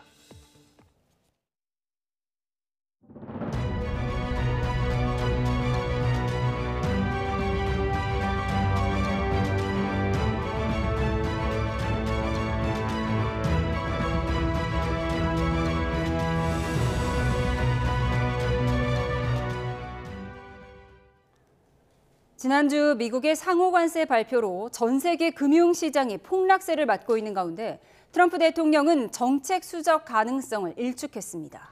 대중국 무역 적자가 해소되지 않으면 중국과의 합의도 없을 것이라며 시장의 기대를 낮췄습니다. 신호 기자가 보도합니다. 상호관세 발표 이후 첫 주말, 미국 전역에서 트럼프 대통령의 일방적인 국정 운영을 반대하는 시위에 수십만 명이 참가했습니다. It's going to be a huge detriment to the American economy. 하지만 트럼프 대통령은 보란 듯 골프 치는 자신의 영상을 소셜 미디어에 올렸습니다. 플로리다주에서 워싱턴 DC로 돌아가는 전용기 안에서 기자들이 중국과의 협상 가능성을 물었습니다. 미국의 34% 상호관세 발표에 중국이 즉각 똑같이 34% 맞불 관세로 대응하겠다고 발표하는 등 관세 전쟁의 긴장감이 커지고 있기 때문입니다. 트럼프 대통령은 협상의 전제 조건으로 중국의 대미 무역 흑자 해소를 걸었습니다. We have $1 trillion trade deficit with China. Hundreds of billions of dollars a year we lose with China. And unless we solve that problem, I'm not going to make a deal. 자신의 소셜미디어에 올린 글에서도 무역 적자를 치료할 방법은 관세뿐이라며 미국의 수백억 달러를 가져올 아름다운 것이라고 주장했습니다. 상호관세 발표 이후 주식시장이 폭락한 상황에 대해서는 의도적인 것은 아니었다며 무언가를 고치기 위한 약이라고 표현했습니다. I don't want anything to go down, but sometimes you have to take medicine to fix something. 트럼프 대통령의 발언은 미국의 상호관세 정책 수정에 대한 시장의 기대감을 낮추는 것으로 해석됐습니다. 직격탄을 맞은 전 세계 금융시장은 크게 요동치고 있습니다. YTN 신호입니다. 네, 들으신 것처럼 트럼프 미국 대통령이 던진 관세 폭탄에 전 세계가 경제가 요동치고 있습니다. 관세 쇼크에 오늘 우리 코스피가 급락하면서 장 초반 매도 사이드카까지 발동이 됐는데요. 민정은 국립외교원 교수와 함께 관련 이야기 나눠보겠습니다. 어서 오십시오. 어서 오세요. 네, 안녕하세요. 네, 오늘 코스피 2,400선이 무너졌습니다. 장중에 5% 떨어지면서 매도 사이드카까지 발동이 됐는데 예상됐던 사항인가요? 어느 정도 예상이 됐던 것이 아닌가 생각합니다. 왜냐하면 현지 시간 2일에 미국에서 상호 관세율이 발표가 됐지 않습니까? 그리고 나서 현재 미국 3일, 4일 날 그 미국 대표 주가 지수죠. 스탠다드 앤 푸어스 500이 한 10.5% 급락을 했어요. 그렇기 때문에 아무래도 상호 관세율이 미국 경제에 미치는 영향이 크기 때문에 어떤 그 세계 증시의 대표 시장이라고 할 수 있는 미국 증시가 흔들리면서 아무래도 그 여파가 전 세계로 퍼져나간 것이 아닌가 생각하고 있고요. 그러한 여파를 월요일 날 개장 일인 한국에서도 받은 것이 아닌가 이렇게 생각하고 있습니다. 네, 현재 코스피는 2,328.2를 나타내고 있고 지금 환율도 급등하고 있습니다. 지금 최대폭으로 또 오르고 있는데 이게 우리나라는 어쨌든 악영향 아닌가요? 그렇습니다. 아무래도 미국에 비해서 상대적으로 시장이 약세기 때문에 그런 부분에서 금융시장 전반에 타격이 온다고 생각하고 있고요. 환율 같은 부분에 있어서는 아무래도 달러나 엔화에 비해서 안전자산 그 부분에서 우리가 좀 떨어지고 있기 때문에 아무래도 이제 그 미국발 관세 폭탄이 터지다 보니까 어떤 자산 안정성 부분에 있어서 시장이 이제 반응을 하는 거기 때문에 아무래도 달러보다는 원화가 약하기 때문에 그러한 부분을 반영해서 환율이 급등한 것 같습니다. 그래서 원달러 환율이 33.7원 급등한 걸로 나타났고요. 그것이 코로나19 이후에 5년 만에 최대폭이다. 이렇게 알려지고 있기 때문에 우려가 커지고 있습니다. 예, 주가와 환율 상황 알아봤는데 비트코인도 큰 폭으로 하락했어요. 얼마나 떨어졌죠? 비트코인 같은 경우도 이번에 8만 달러 선 이하로 떨어졌습니다. 그렇기 때문에 최근에 비트코인이 사실은 트럼프 대통령과 명호를 함께하는 이런 모습을 보여줬잖아요. 그래서 트럼프 대통령이 당선되면서 아무래도 경제 안정과 성장에 있어서 도움이 될 것이다. 그리고 비트코인 가상자산 부분에 있어서 미국이 보다 주도적인 역할을 하면서 이 가상자산 시장이 보다도 호황일 거라고 예상을 하고 있어서 굉장히 강세를 보였었는데 트럼프발 관세 폭탄이 금융 시장 전반에 퍼지면서 이 가상자산 시장에도 영향을 미친 것 같습니다. 그래서 글로벌 금융시장이 변동성이 가상자산 시장에도 영향을 미친다는 것이 이것이 이번에 또 확인이 된 거고요. 아무래도 가상자산 중에 대장격인 비트코인이 가장 큰 타격을 받은 것이 아닌가 좀 생각을 하고 있습니다. 네, 결국은 이 모든 여파의 근원이 트럼프 대통령의 관세 정책 때문이다라는 것인데 지금 어느 정도가 진척이 됐길래 그런가요?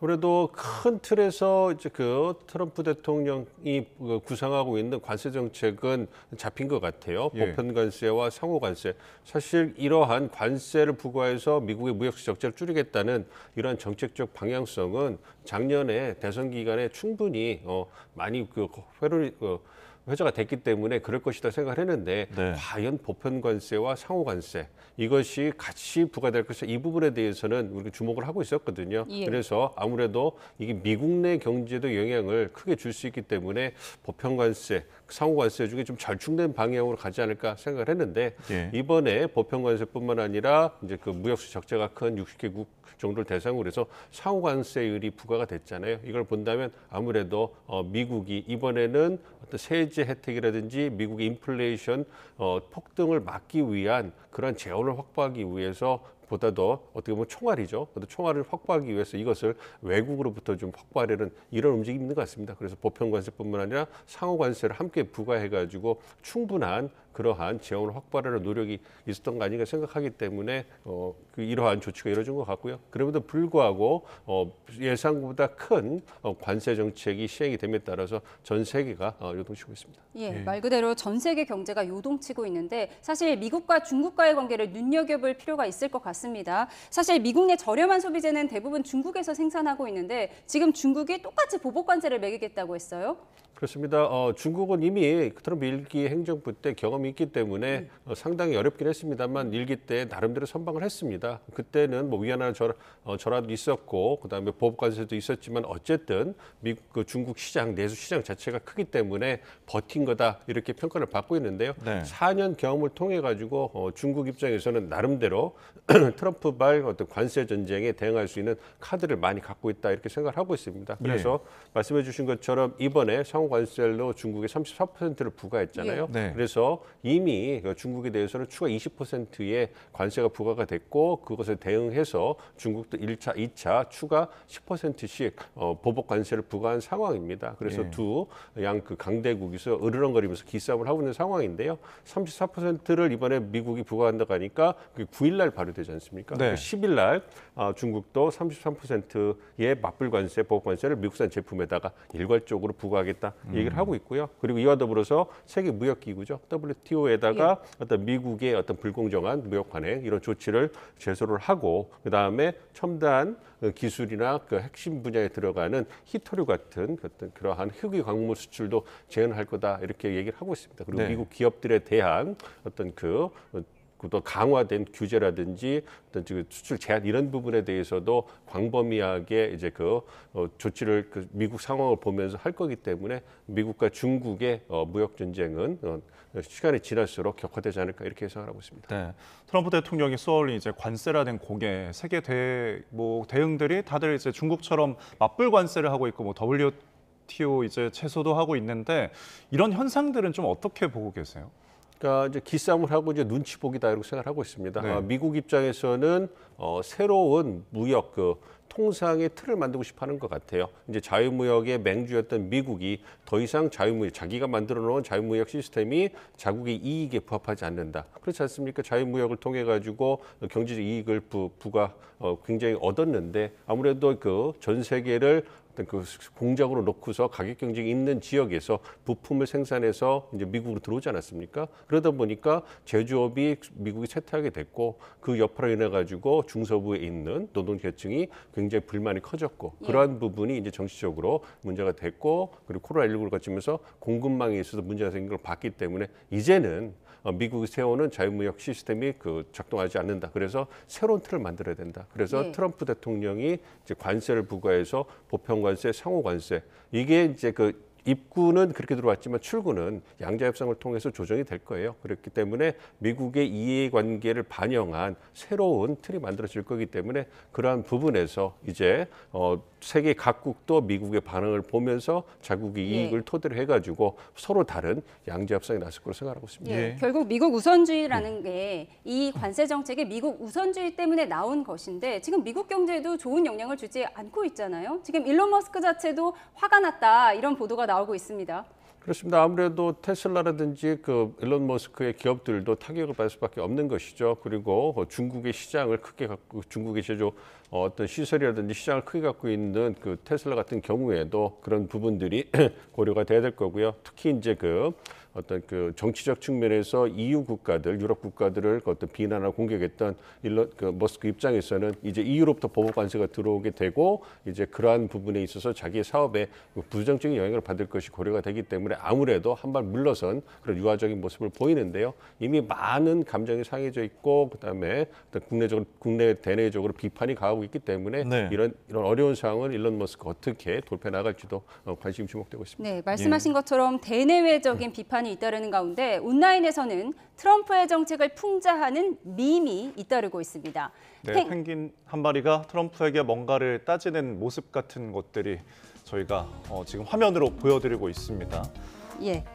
최근 트럼프 대통령이 펭귄만 사는 남극 인근의 외딴 섬인 허드 맥도날드 제도에 기본 관세 10%를 부과하자 이를 조롱하는 의미로 SNS에 올라온 사진인데요. 트럼프가 관세를 내라고 소리치자 펭귄이 우리는 사업을 다른 곳으로 옮길 거야 라고 맞받아치는가 하면 펭귄들이 관세 반대라고 적힌 팻말을 들고 시위하는 모습도 보이죠.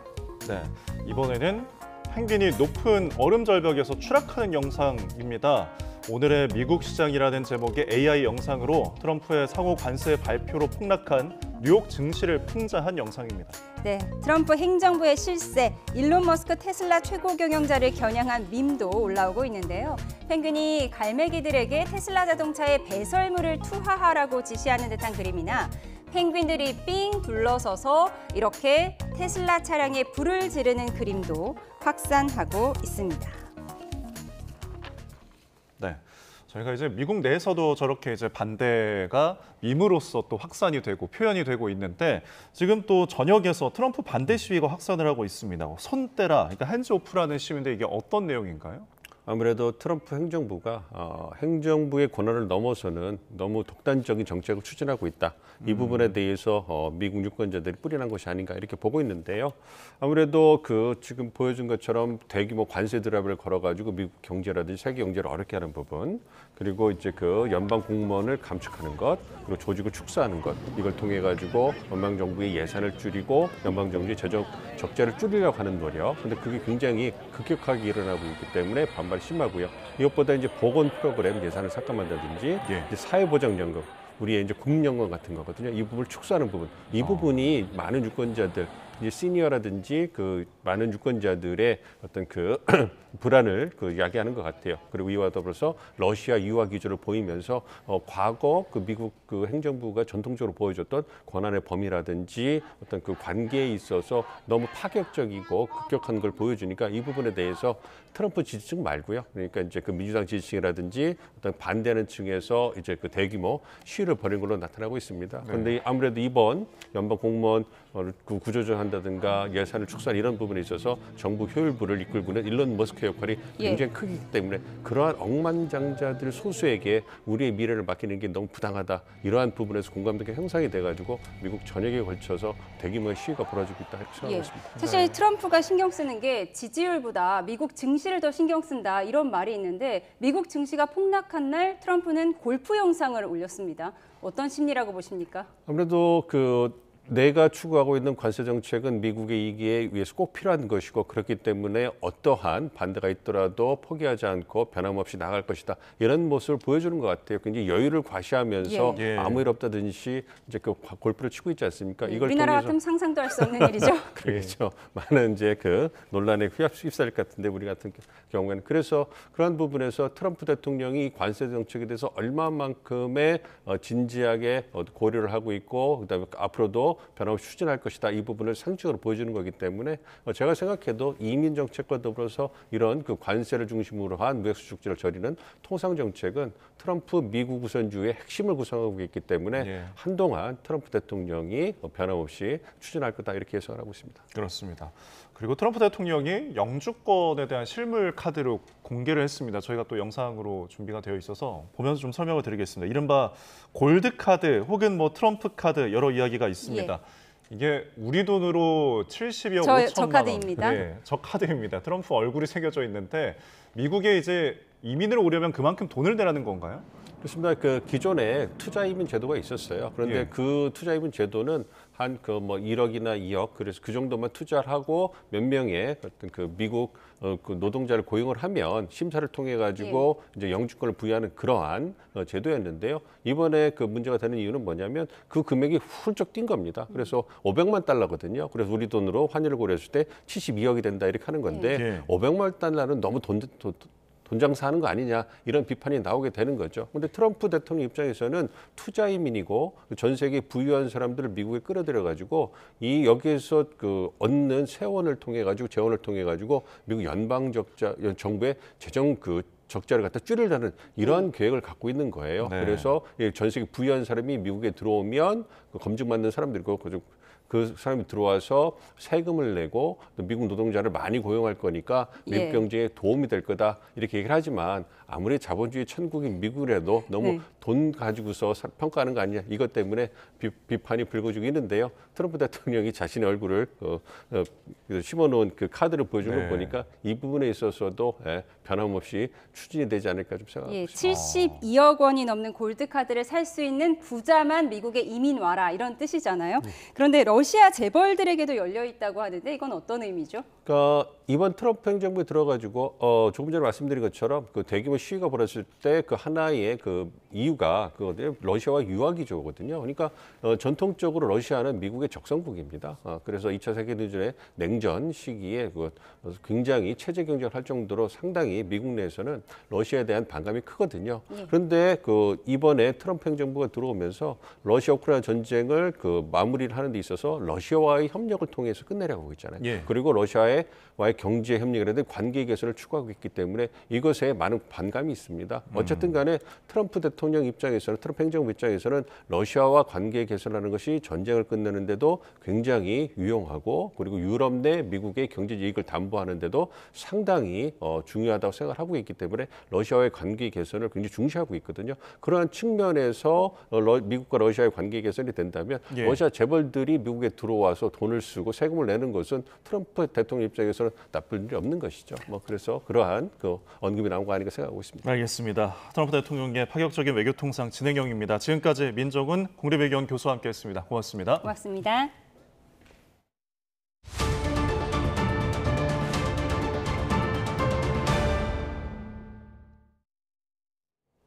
울산의 한 대학교 신입생 단체 대화방에 음란물 수십 개가 퍼져 경찰이 수사에 나섰습니다. 어찌된 일인지 오태인 기자가 취재했습니다. 지난 3일 새벽 울산 지역 한 대학교의 학생 단체 대화방에 음란물이 올라왔습니다. 여성 신체 부위 일부를 찍은 사진이나 동영상 40여 개입니다. 음란물을 올린 사람은 직접 찍은 것들이 많다며 개인적으로 연락해달라는 글까지 남겼습니다. 이 대화방은 학부 신입생들을 위한 공간으로 당시 280여 명이 참여한 상태였습니다. 대학 측은 경위 조사에 나섰고 한 달 전 노트북을 잃어버린 학생 이름으로 음란물이 올라온 것으로 파악했습니다. 노트북을 분실했다고 하고 한 달 전쯤에 그리고 난 뒤 이게 본인이 이제 자는 사이에 이게 갑자기 그 단톡방에 이제 본인 이름으로 올라가신 거라서 학생은 경찰에 그거를 신고를 이야기를 했다고 하네요. 경찰도 수사에 나섰습니다. 이 학생이 노트북 분실을 접수한 사실을 확인하고 실제 음란물을 올린 사람이 누군지 찾고 있습니다. 일단은 피해가 발생했으니까 수사를 진행해야죠. 저희가 사건 접수해서 그 음란물 유포된 거 하고 그걸 좀 수사를 진행할 겁니다. 음란물 게시 이후 대화방은 해당 학부 학생에 관해서 폐쇄한 상황. 학생회는 해킹이나 바이러스 등의 이유가 아니라면 유포자에 대한 형사소송도 진행하겠다는 뜻을 밝혔습니다. YTN 오태인입니다. 맑은 날씨 속 고온까지 겹치며 산불이 비상입니다. 현재 경남 하동에는 일주일 만에 다시 산불이 발생하며 산불 대응 2단계까지 발령됐는데요. 영남 지방 곳곳에 다시 건조주의보가 내려진 가운데 울산에는 강풍주의보가, 그밖에 동해안에는 강풍 예비특보가 발효 중입니다. 불이 나기 쉬운 환경인 만큼 화재 예방에 각별히 주의하시기 바랍니다. 영남 지방의 단비 소식이 간절하지만 비는 오늘 밤사이 중부지방을 중심으로 내리겠습니다. 내일 새벽까지 수도권과 강원, 충청에 5mm 미만의 비가 조금 내리겠고요. 내일 낮 동안에는 다시 맑은 하늘이 드러나겠습니다. 다만 중서부와 호남 지방은 한때 공기가 탁한 곳이 있겠습니다. 내일 아침 기온은 오늘보다 3에서 7도가량 높겠습니다. 서울 9도, 청주 11도, 부산 12도에서 출발하겠습니다. 내일 낮 기온은 예년 기온을 2에서 4도가량 웃돌겠는데요. 서울 19도, 광주 22도, 대구 23도까지 올라 일교차가 크게 벌어지겠습니다. 날씨였습니다. 월요일에 보내드린 뉴스온 마치겠습니다. 함께해 주신 여러분 고맙습니다.